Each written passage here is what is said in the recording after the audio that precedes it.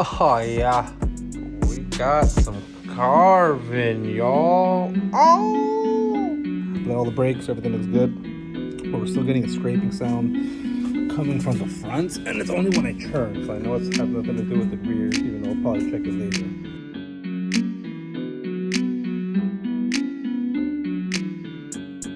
And then yeah, here just essentially chop it here and redirect it to the Jones exhaust that I have that matches it like that. So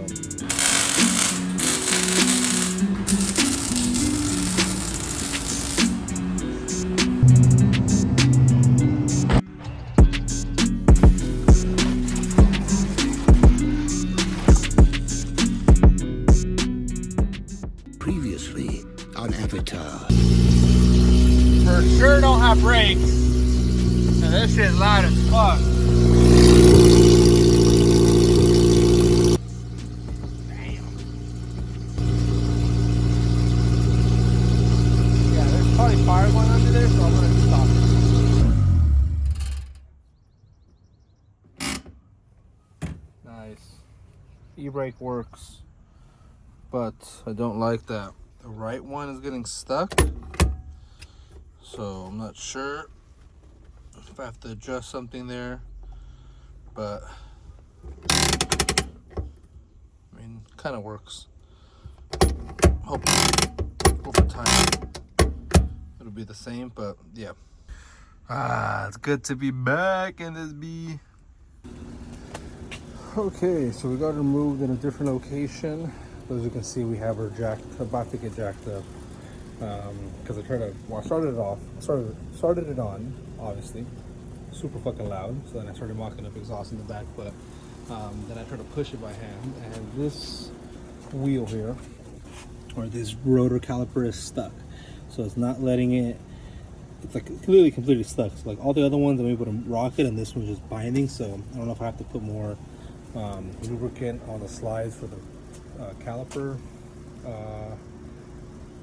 Brake pad itself, but it's moved, and I got it here because I was potentially gonna wash it down and figure out where it's leaking from up here, because I am getting water that's entering, and damn, this shit's really rusting and bubbling up. So I'm hoping it's not anything bad, but I know usually there's a seal that comes somewhere here and it drains the water out through here, but it's gonna be my first I guess idea. But essentially sunroof is leaking and water is accumulating right there on the passenger side, and I've already had to go through a computer because that's why it's all white. It was completely soaked one morning, and yeah, no bueno. But yeah, so baby girls, put over here in the back I have the CRX exhaust lined up here. As you can see, that's where it gets connected. It's open right now. It has the cat right there, pipe, hangers, resonator. It has a bend to the left if you look in front of it, and it goes back to the right. I think this is because in this area is where the gas tank essentially is. So then here it has to go over the control arm. That's why there's a bend there, and then it lays right there in the rear, and it comes out to the right. So that's what it is.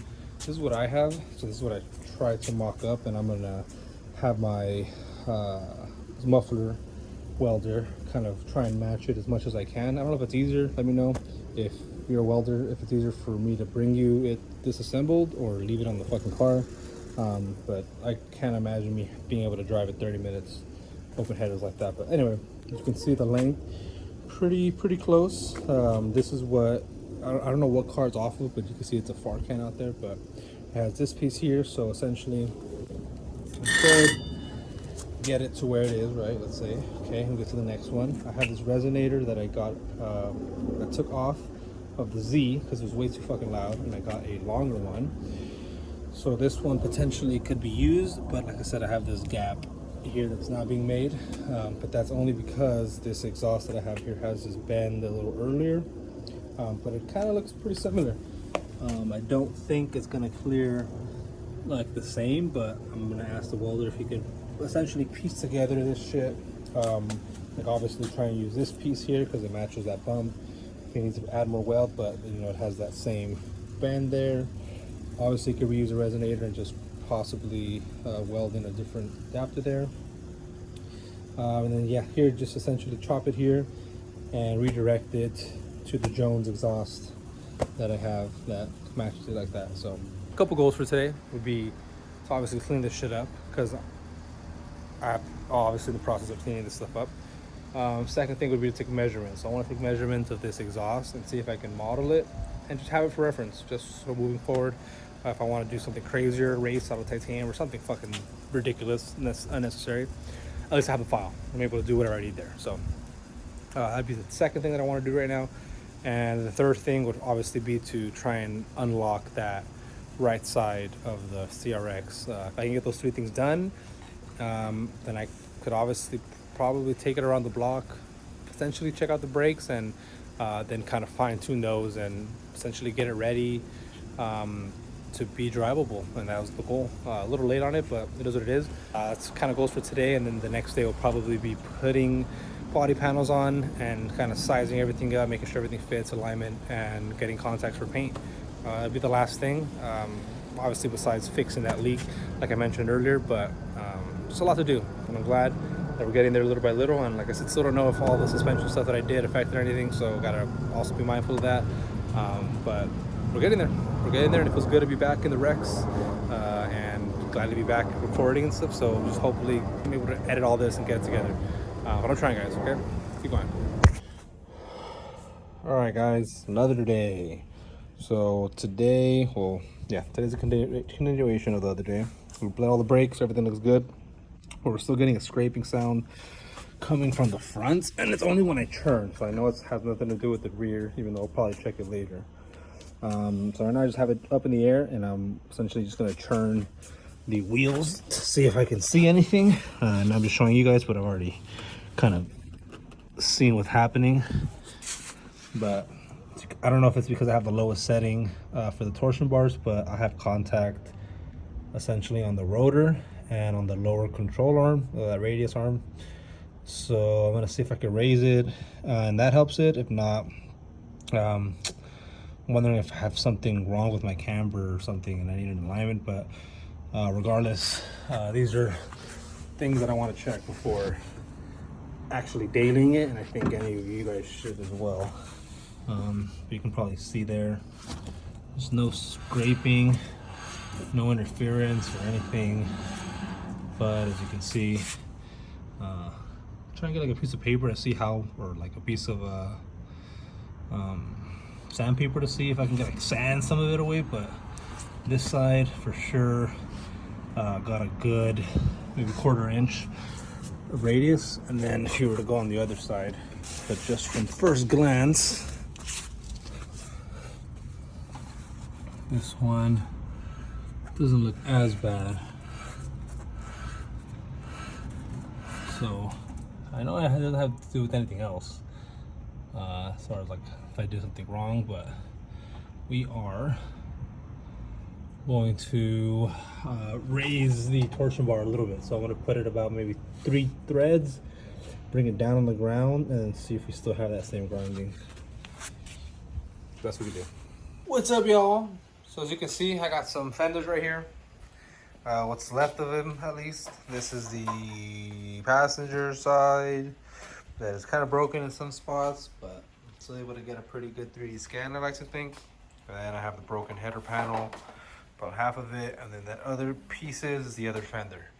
I got the front bumper right here, and essentially what I want to do is compare at least this fender with the ones I got here, and well, at least be able to see if we're gonna have the same fitment issues, but essentially just prepare ourselves for the install of these and just, yeah, get the fitment all right. But I'm hoping everything fucking is in here, because like I said, I have not opened this box since I got it. Thank you for your patience. We appreciate it. Please enjoy. Heel toe. Very, very nice. But waited a very, very long time for this. So let's just hope it goes well. Oh, yeah. I mean, this is meant to be painted over and stuff, but we got some carving, y'all. Oh, damn. That's fucking clean. All right, let's put that there. We can probably overlay it with this one. This is important. Need to transfer that one. Actually, where the fuck is the other one? The other one's gonna be somewhere, but where? That is a great question. Okay. Oh, it's on the car still, I hope. Okay. Bing bop. Oh yeah.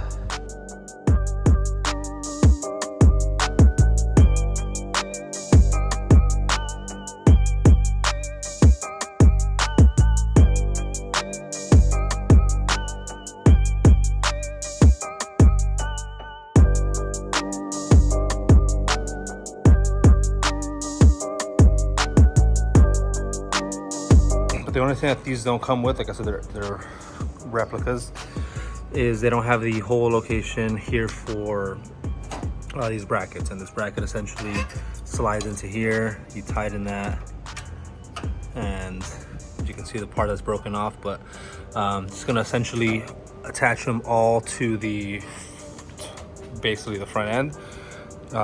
Get everything mocked up, and then put these back on, take off the screws, and then mark with a Sharpie and drill them out.